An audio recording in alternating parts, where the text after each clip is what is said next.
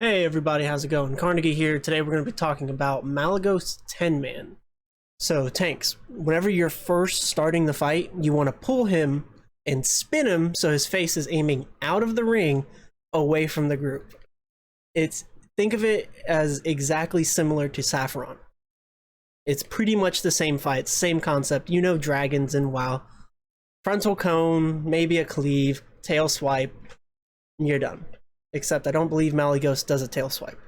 Moving on from that, there's going to be a specific ability he casts called Vortex.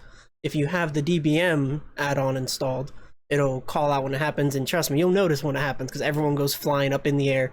You can't really do anything aside from instant cast abilities, so you can still target him and attack him, especially ranged classes can still damage him during that phase. But once he lands is when the first spark comes in. It's going to give you guys a damage buff. It'll give the DPS a damage buff, not you. Your job is to make sure you spin him in the appropriate direction to where the spark comes in and approaches him at his side. Then you'll have the DPS stand on that side. They'll burn it down, kill it before it reaches him, and if needed, the Death Knight can grip either the first one or the second one on top of each other, because ideally you want to stack both of the spark buffs. Whenever we get into the add phase, your job is going to be to pick up the Nexus Lords. That's their names.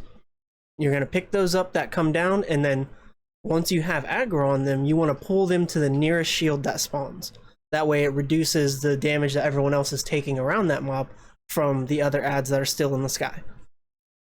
Let the DPS take the discs up. They'll typically, not all the time, there are exceptions, especially depending on your DPS's item level and class, because some specs do less damage than a tank. But in most cases, they'll typically do more damage than a tank, so just let them take the discs up and they'll help transition to the next phase faster.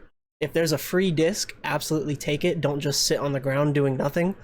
I guess in some situations, if someone's health is getting low, you could do intervene on them, help reduce their damage, or if you have the spell reflect talent that passes the effect over to 2 extra party members, that can be really beneficial in that phase. Although I don't know if it's strong enough to actually recommend it just for that one phase. So that one, it'll have to be at your own discretion. It kind of has a niche use, but I don't know if the niche use is strong enough to recommend it to you guys. From this point on, once you get into the dragon phase, you're no longer a tank. Get that mentality out of your head. Tank job is done. You're now just another DPS, and your focus will be following the marked target, whoever's designated to guide the rest of the group whenever you guys need to move away from static field. That's going to be big AoE damage. If you sit in it too long, you're going to die.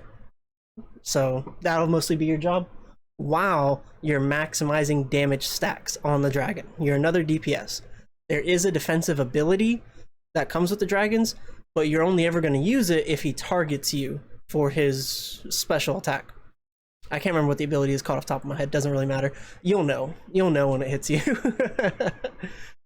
But it'll target a random player, and there's nothing you can do to influence that. You can't taunt him, you can't do anything like that, so your job as a tank is over. You're just going to be riding around in circles, maximizing your stacks.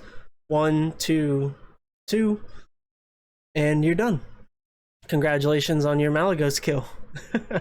I hope you guys enjoyed the guide. Please let me know if there's anything else you want to talk about, and have a good one. See ya.